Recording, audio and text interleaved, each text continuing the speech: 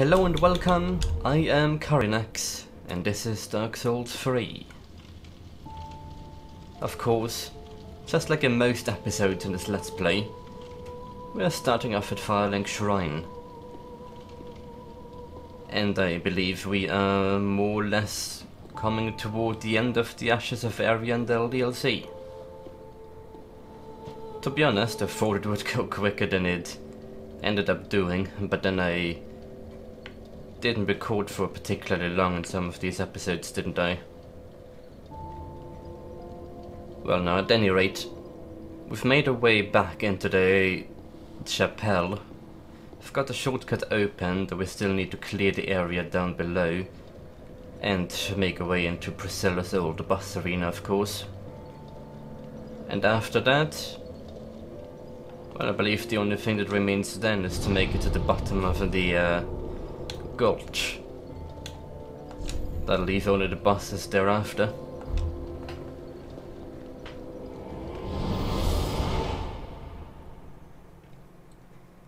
We're probably going to be able to deal with all of this today, and the next episode we'll be tackling both of the bosses. The Gravetend and his big wolf. And of course Sister Frida.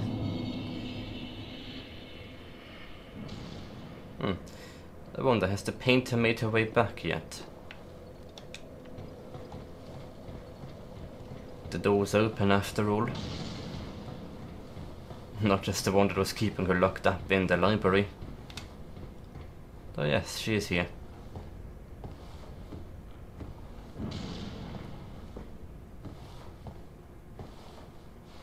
Thou art Ash. Thou hast a pact made with Uncle Gale, so I wish to tell thee all. Behold its size. This is my canvas. It's to be a cold, dark and very gentle place. But first, I must see flame. It's quite a tall ladder you're sitting on as well. I would not be terribly comfortable doing that. I want a long hair, really long hair. I wish to paint a picture of a cold, dark and very gentle place. One day, it will make someone a goodly home. That's why I must see flame. Of course, the fact that she's got very long hair is more relevant than the fact that she wishes to create a new painted world. I don't think the painted world of Ariandel itself is a new painting at the end of the day. I'm quite sure it's the original painted world from DS1 that was rediscovered and, well, refurbished by the good painter. Referring to Father Ariamis in this case, not the one above. Anyhow, I still have my torch, I trust. Good. With torch and tow, let's return to the depths. Still have to clear out that one room.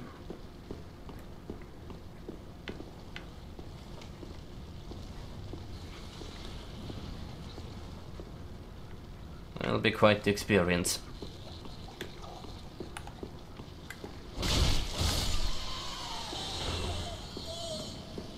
These flies aren't terribly dangerous as long as they aren't ambushing you.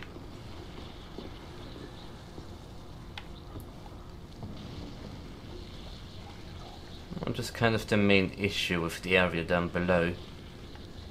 There's a lot of them.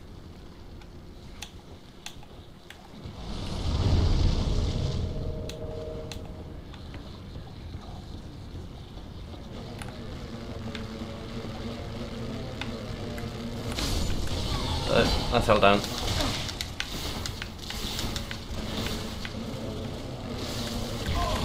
And then that's the first thing that occurs. Very nice.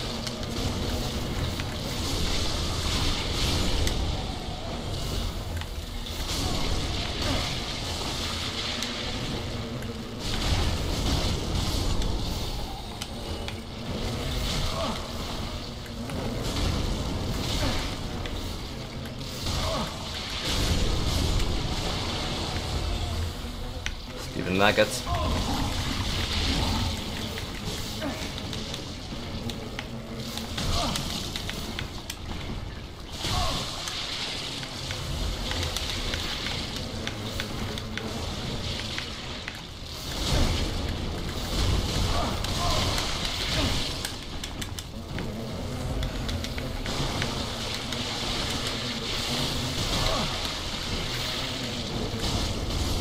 How many of you do I have on me at the moment?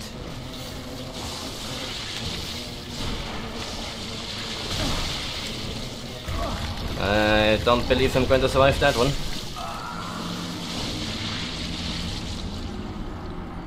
Yeah, like I said, there's a lot of them down here. Didn't intend to fall off to begin with. Let's go for a more cautious approach this time. That's an embarrassing display.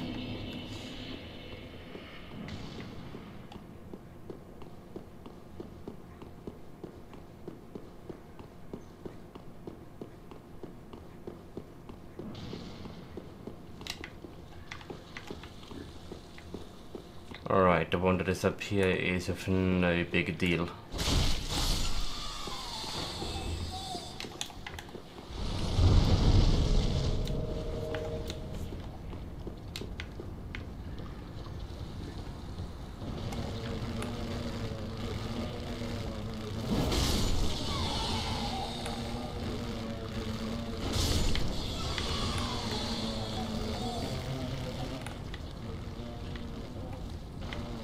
All of you just happened to anchor on me. Oh yes, I'm not going to knock myself off here again.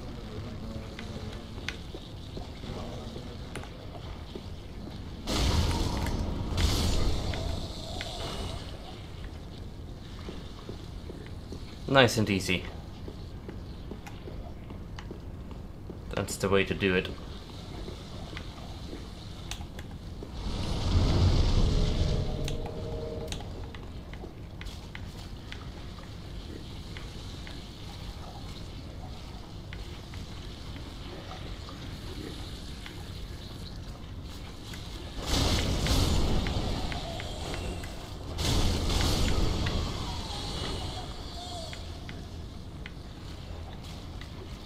Alright, it's best to come up from oh, there's all of you down here, that's kind of a concern. Yeah, it's best to come up from behind.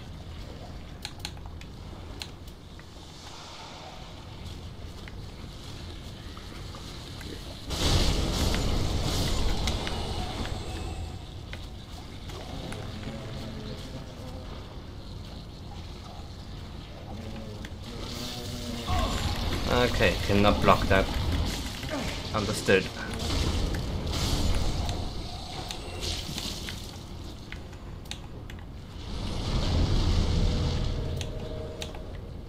Well, I telegraph it well enough, but if there's multiple of them, it's difficult to focus on a particular attack.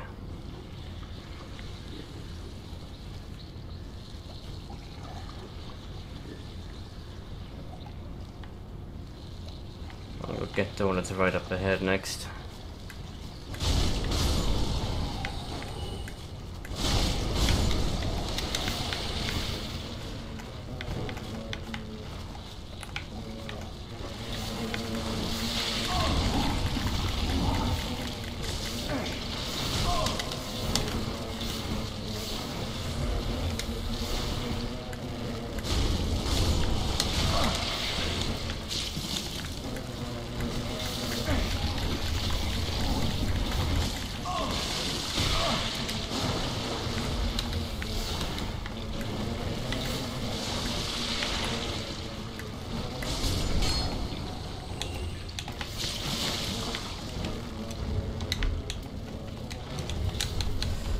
Grab attack is cursed.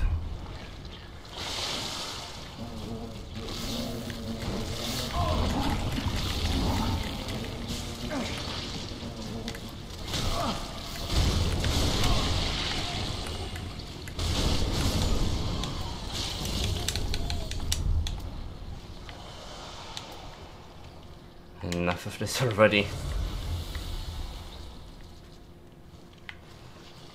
Still so many more of them.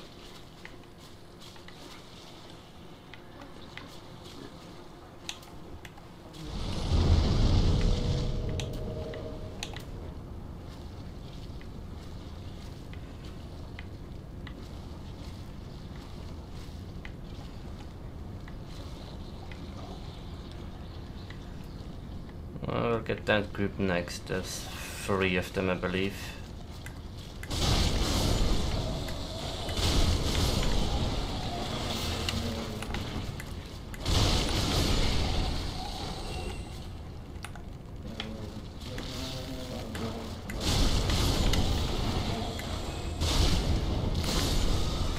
So then coming from a mile away. I'm starting to work it out. Slowly and steadily.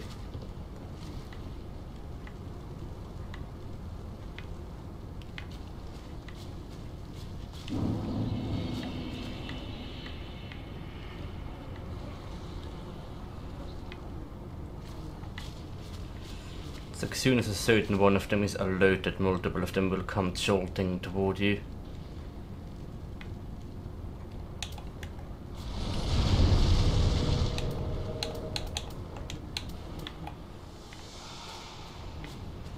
Gotta take care of the loner in the corner here.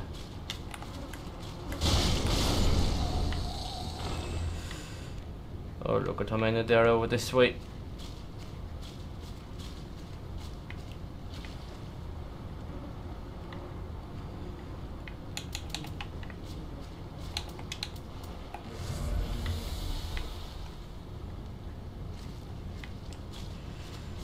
I think this needs some more caution.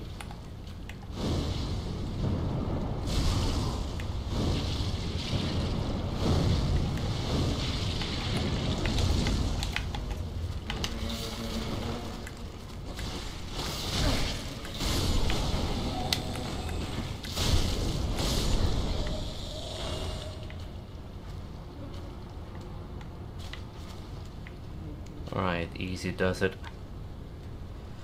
I don't like that particular cluster over here. I'm gonna approach from the other side and see if I can clear something more out that way.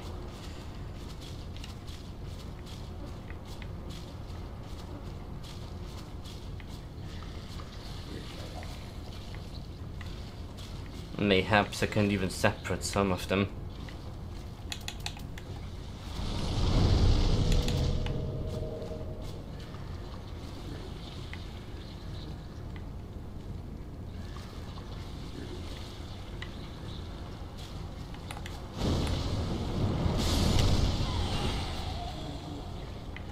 Nicely done.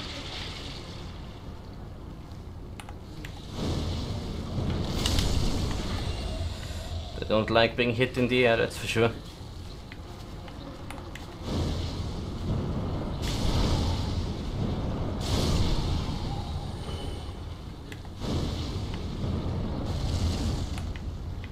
Yeah, it's a lot of range for that one.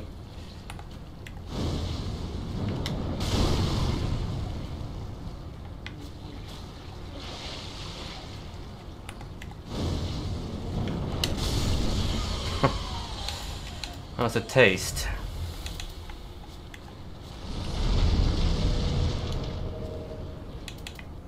Right, that there up ahead is going to be the biggest issue because there's so many of them in one spot.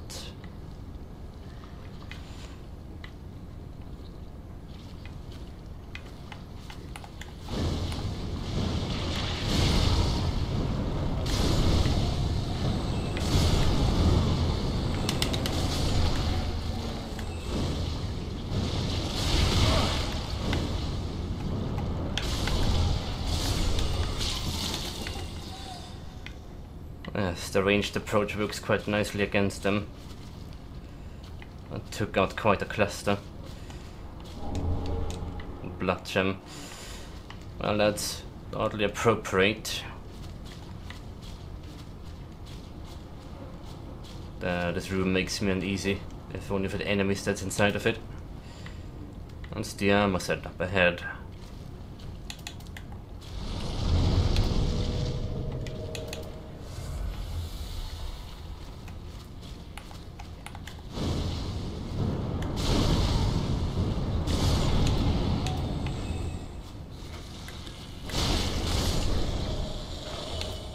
Did I finally clear it all out? Yes, I would think so. I think so. The flies are all gone. Good. Then we can turn the crank, just like in the first game. If I can locate it again. That way.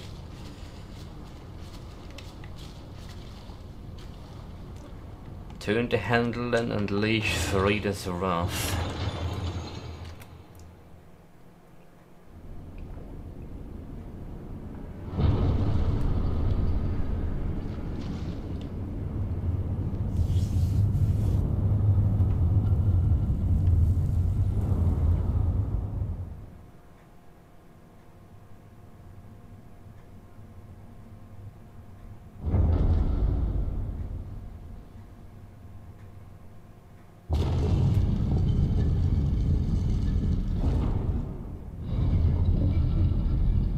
This is very reminiscent of the first game.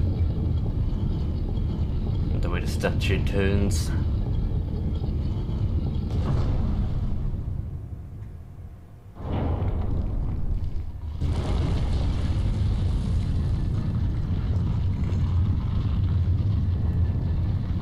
Another pathway into the back area of the chapel has been revealed.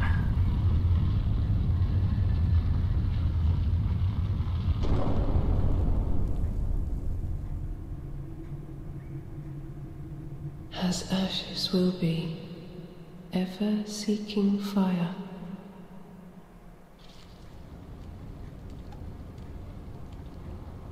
Right. We should move on from this place. There's one more thing to find down here. That's the old boss arena of Priscilla in the first game.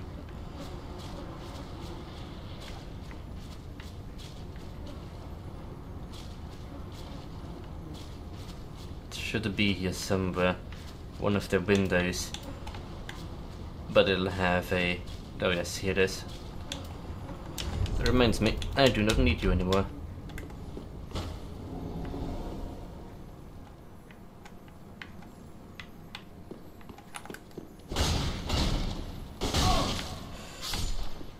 They'll just get hurt by a crystal lizard. I don't think that can happen. Of course, there's a second one down here.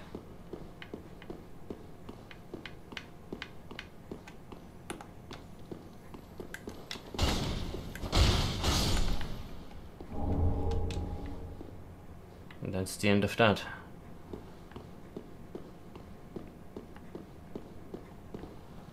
Onward then.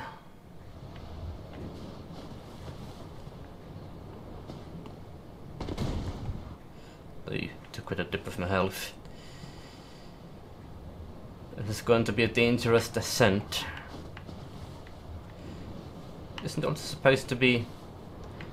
no, I don't think so. I don't think there's an item lying around.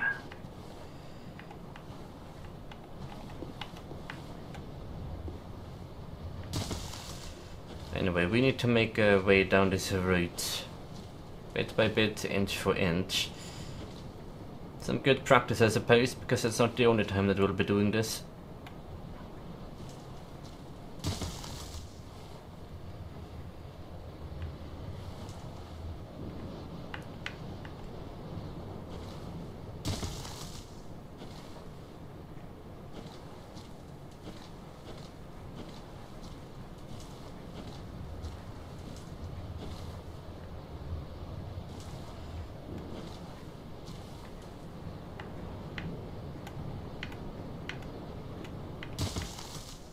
Close one.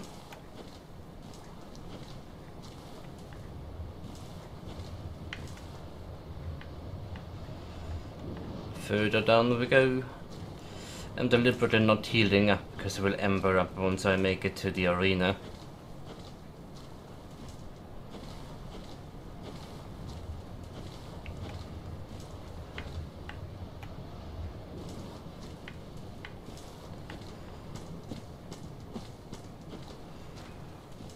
Well, we pretty much made it.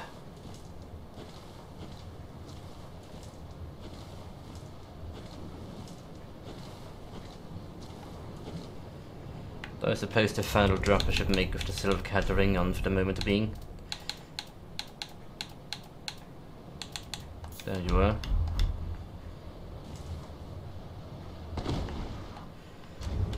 And beyond that, I might wish to equip the red tier stone ring instead. It's going to be more useful against what we are going to face off against.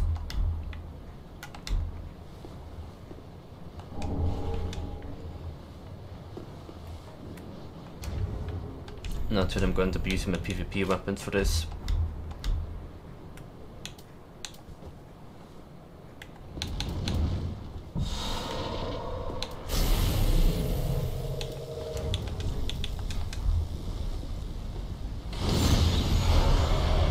Let's go.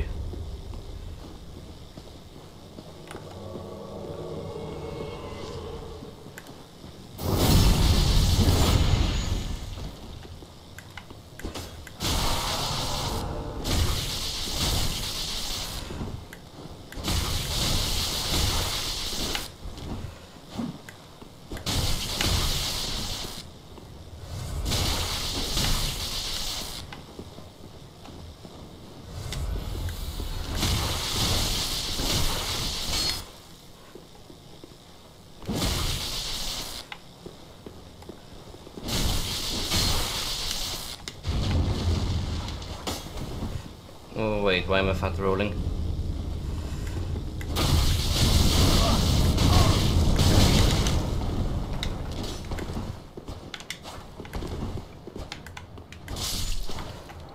Oh, why am I fat rolling?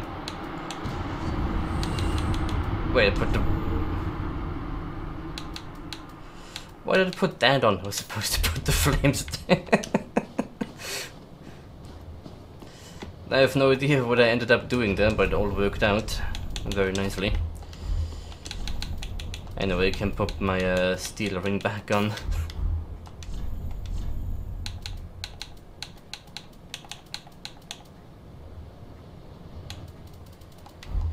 Well, it's almost twice as heavy. Makes sense. But yeah, this is the old boss arena of Priscilla in the first game. Not entirely disconnected from the remainder of the world. Really, whatever used to be part of the world then doesn't even seem to be here anymore. It's just a Korean settlement in the background. But back then there was more of a fortress placed here. But even back then the painted world was afflicted by rot, wasn't it?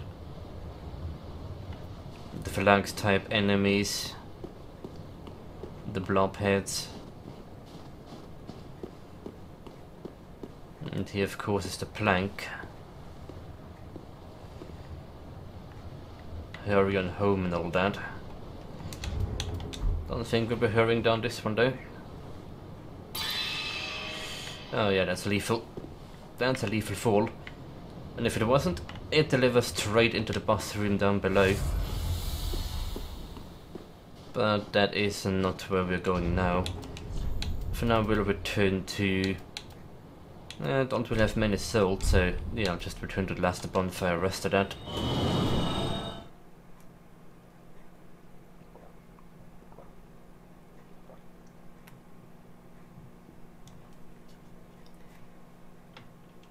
Time for even more route climbing. Though this time we're going to be bombarded by very tall archers. I've got a plan for that though. I will replace my fire orb as I don't think it'll be that useful, and replace it with hidden body. Hey, summon signs. Quite a few of them in fact. Must be right on the mark for the level here. Anyway, I will put on a sorcery catalyst of course, so I can use the spell. And then I'll speak to Frida again for just a moment. Leave us be thou art. Nothing new. Oh yeah, this summon sign in the corner there is a rather special one. We'll get back to that later. For now it's time to bring down the bridge and to go down below.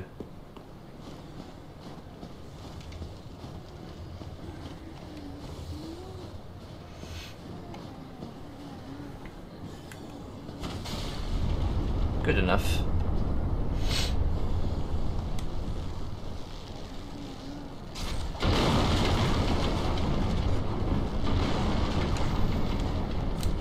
Not the first time we've done that trick.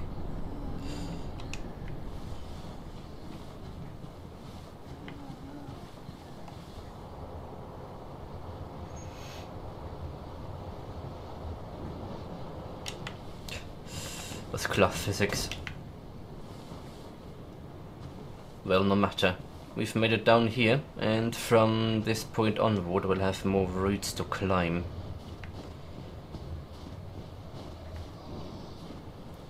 Although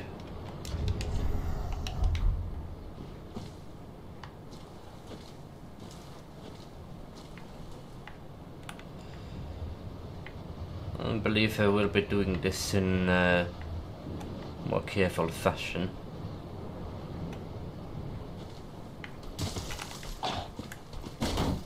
Oh no, it's one of you. Close one.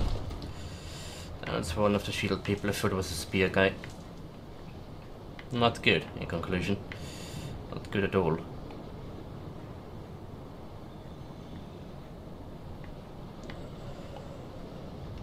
The Millwood Knights are somewhere up above.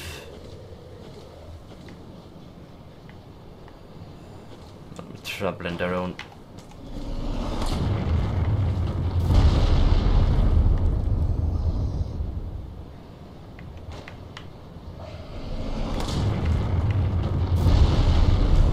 Right, never mind that guy.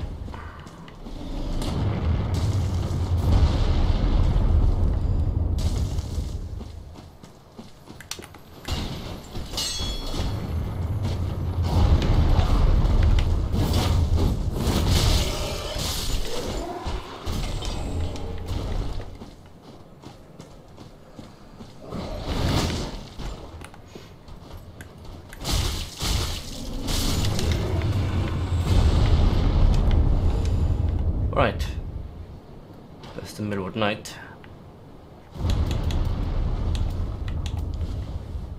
And here's my sorcery.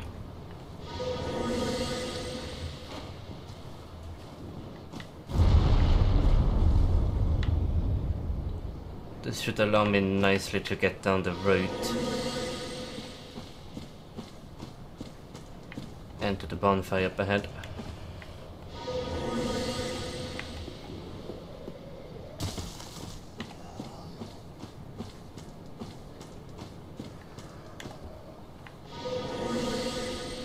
Don't know how long this thing lasts without the ring on, not very long, so I'll just keep re-spamming it.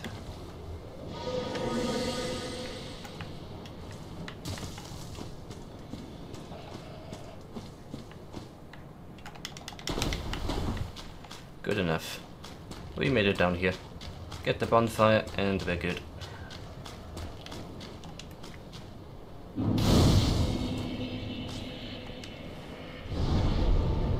I need to get rid of the spell again. I won't need it another time. And get rid of you naturally. And then it's time to face some crabs.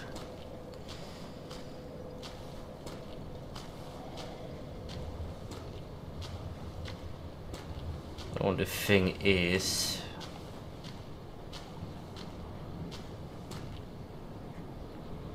that knight up on the road could be an issue against the crabs.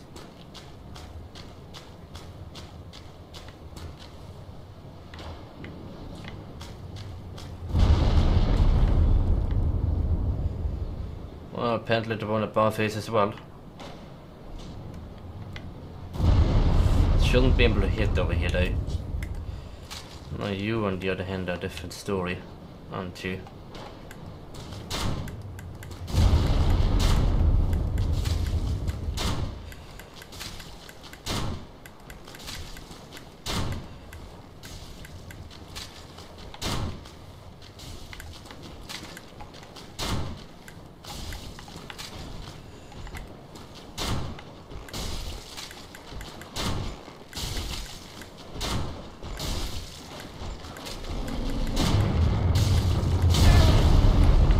Not good.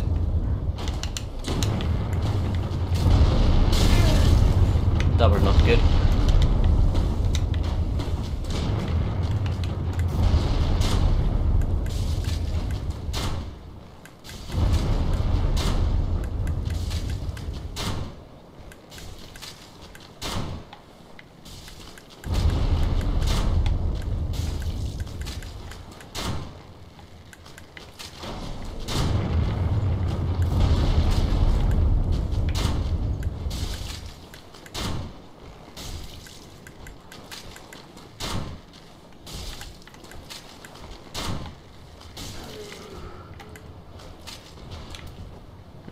You dropped me an item.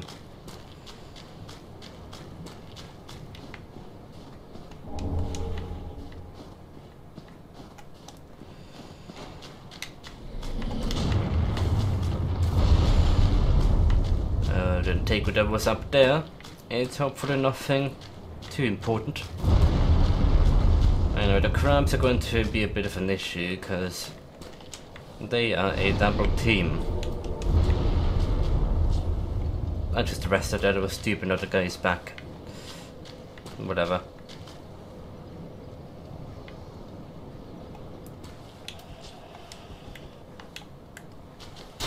Can I shoot you to aggro you? Yeah, it looks fine.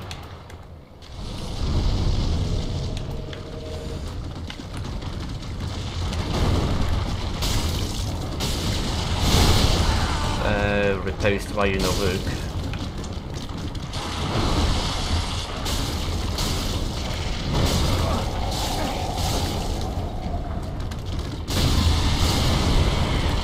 Good enough, I guess.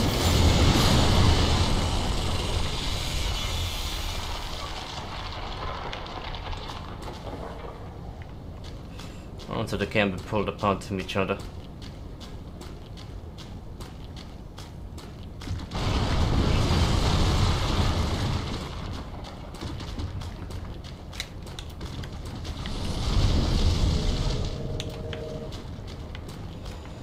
Seems like the Millwood Knight isn't going to be trouble here either, which is good.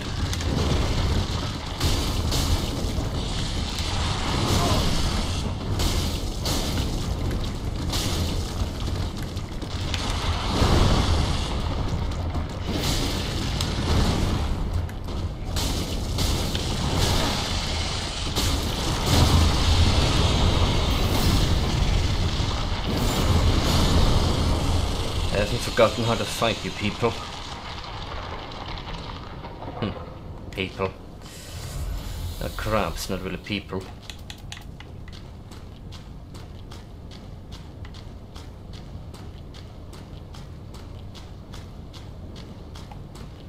Well, it seems like that knight is going to leave me alone. Just fine by me.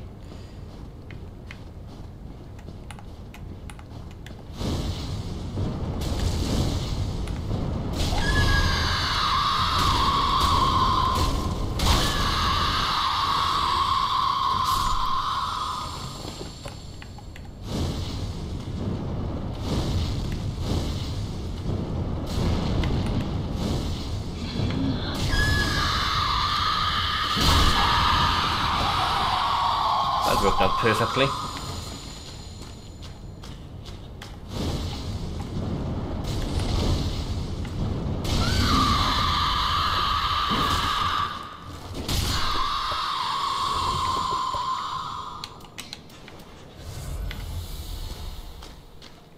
Fire looks well against trees.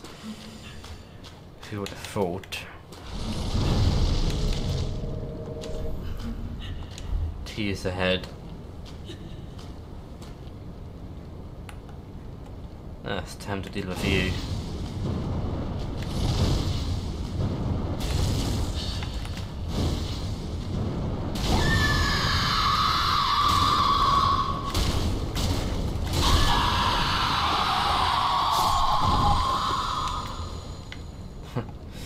She didn't even get to do her special animation. Snap freeze. Let's take a look at snap freeze actually. Create cloud of a near-freezing mist. One of the spells left behind by the young sorcerer Sullivan before leaving the painted world. Creates a cloud of near-freezing mist, and the rest of the description is the same as with frozen weapon. Now there's some unused dialogue in the game that was data mined at some point, suggesting that the special tree woman we just killed was in fact supposed to be Sullivan's mother. I guess in the end, since that was never implemented, I don't know whether it should be considered as canon either.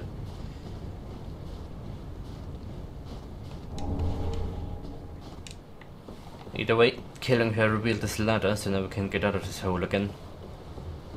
Leads us up to where we've already been a long time ago. Quite a bit of ladder climbing to do before we get there though.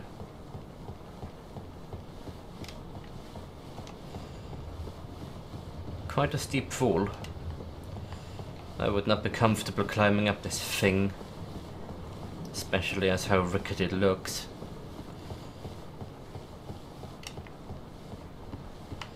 But we've made it to the top of the first ladder.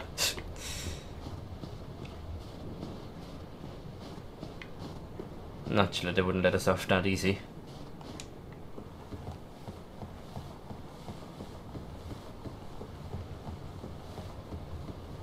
Also pretty taxing in real life.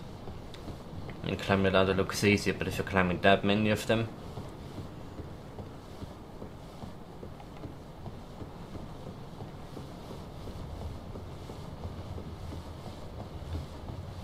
almost there, and we made it all the way back to the top and to a titanite slab.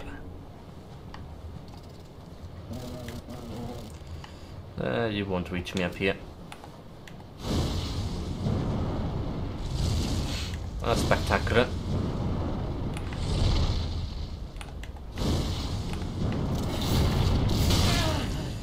We're not just adding insult to injury.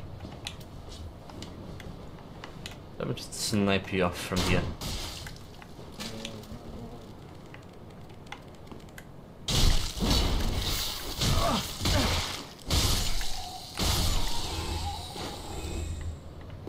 That was just sad. Sad performance.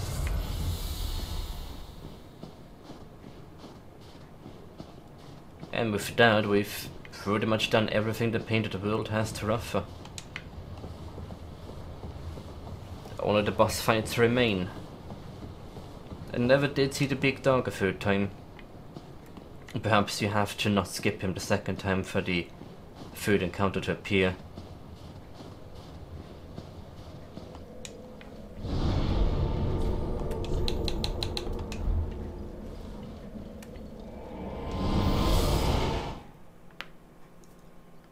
Well, it doesn't really matter. The difference isn't that huge. Would have only caused the boss to be weakened at the start of the fight. No consumable souls, huh? Well, I might as well spend what I have, because...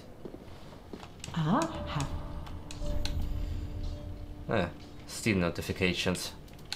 That's a thing. I might as well spend them on some consumables for the time being. Because I am most likely going to die against the boss. We are at that point in the game. Do we need any... No, I'm probably going to be self-buffing with Power Within anyway. It's going to override one another.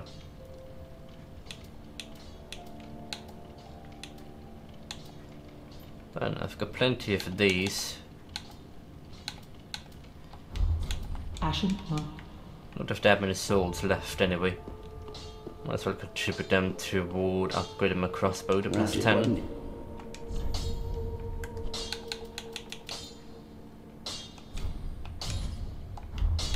I suppose I should see what the state of these is as well. The only slave one is already all the way upgraded, which is good.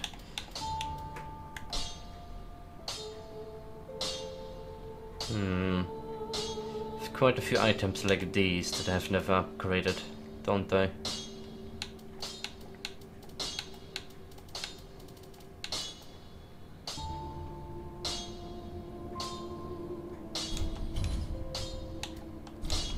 Well, I suppose it won't hurt me to at least get them up to like +6 or something. Not like I need the things for anything else.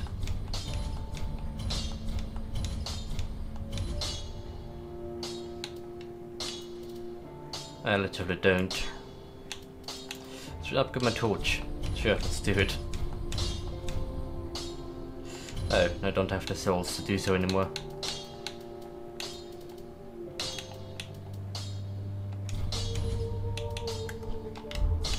Ready, I go. Oh yeah, that reminds me, I wanted to upgrade the oh, in fact I already have.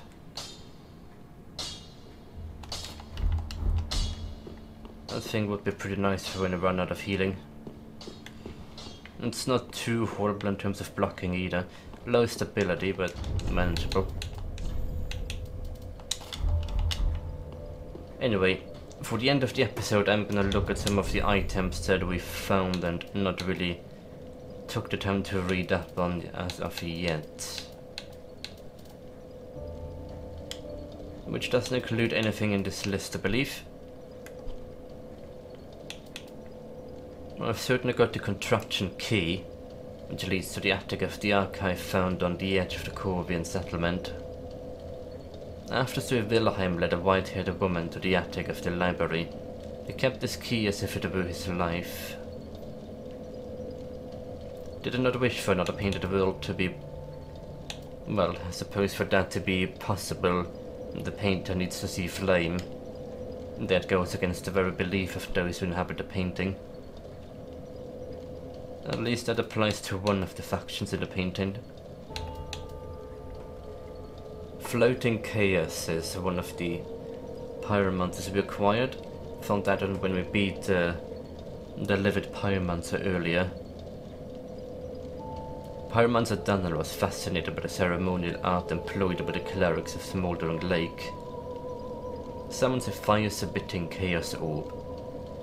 Chaos burns away in the blink of an eye, but was the primordial life born in the bed of chaos, and the grievous symbol of Izalef's sin.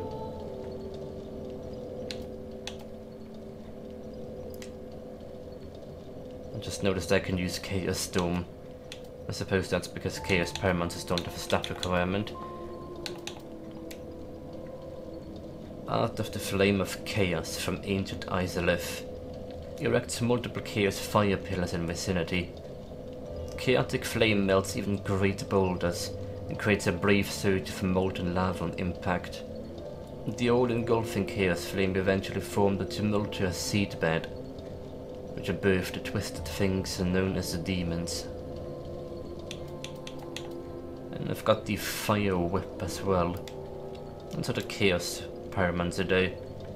The color scheme kind of makes it look the part though. Oh yeah, I suppose I found the wave right corona, wherever that went. Here it is. A lost wave white miracle.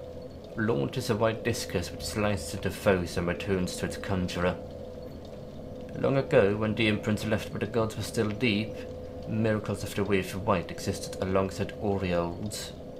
And those who yearned for the long-lost aureoles fully believed that they would return one day. I have no idea who the aureoles are. I feel like they've been mentioned someplace, somewhere before, maybe. In any event, I suppose they could be linked to the angels that we've previously read about back in Lothric. And the Holy Maiden Gertrude.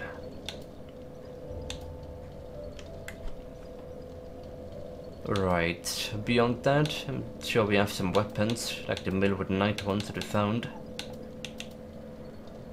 Eleonora, that's not one of them.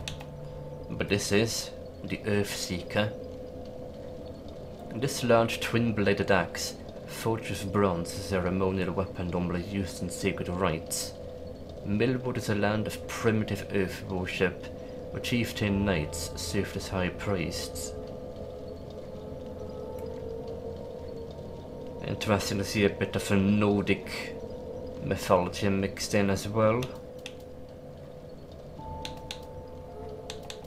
Look at the Quakestone hammer, that is. A stone hammer wielded by Millwood knights, with a head of naturally formed stone. The knights from Millwood would fight hand in hand with the earth itself. This weapon among the oldest known Millwood is symbolic of that relationship. Indeed. And they're forced to be reckoned with, the Millwood Knights. So yeah, we never looked at the quill either. Where is it? The crow quills. Thrusting sword wielded by Corvian knights, and a special paired weapon. When twin-handed brandish full thin-edged blades in the left hand. The infatuation with Sister Frida, the Corvian knights sought to protect the painting from fire, and to this end took to the execution of their own brethren.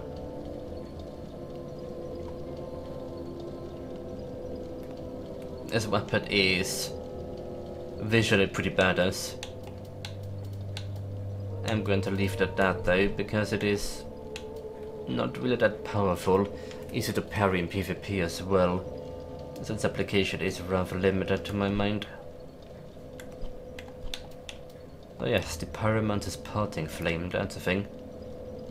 The Pyromancer flame with a livid Pyromancer Dundle that attracts the echoes of death.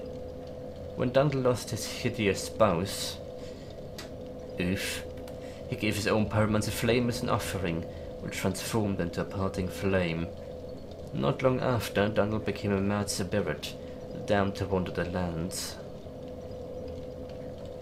And skill of release store of death echoes to gain a modest dose of Estus.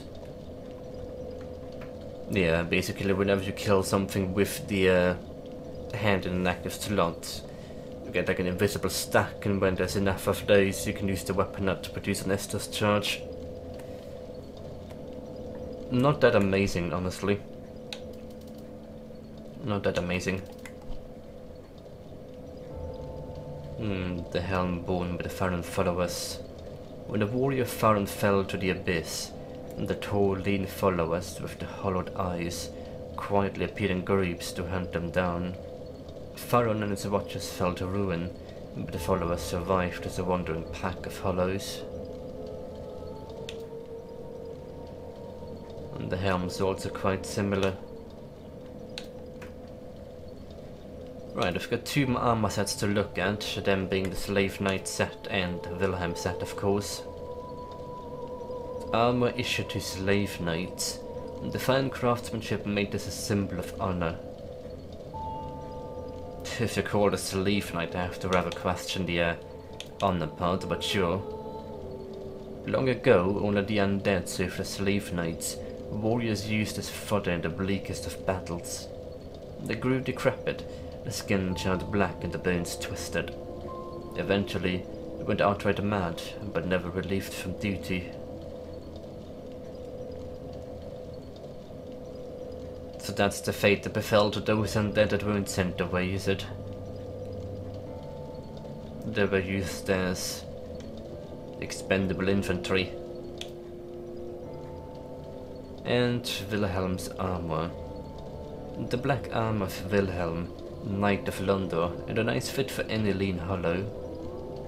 This hollow knight, who served the three sisters who founded the Sable Church, was particularly loyal to the eldest, and was known as a cold-blooded hangman. However, hangman he is no longer, and we also have his blade in here somewhere. There it is, the Onyx blade, longest great sword in the game. Elfrida, the eldest amongst her sisters and leader of the Sable Church, bestowed this sword to her knight. Only, the sword is a farewell gift, and acceptance signified the knight's resignation from Elfrida's service. Skill, Elfrida's black frame. It's a pretty powerful weapon to use on a pure magic build, especially if you go all out 45 into intelligence and faith. It has somewhere around 200 dark damage, I believe, when it's fully upgraded. Not too much physical damage, but scales quite well with intelligence and faith. And while it can't be buffed, the weapon on itself adds a 145 fire damage to it, which is pretty much superior to using any kind of resin or paper, because resins give around 90 damage of the element and paper is about 110.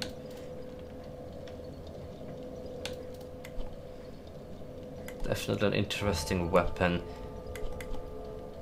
though its over-reliance on dark damage makes it somewhat unreliable if you're facing off against something that's resistant to dark. Catacombs of Carthus, for instance.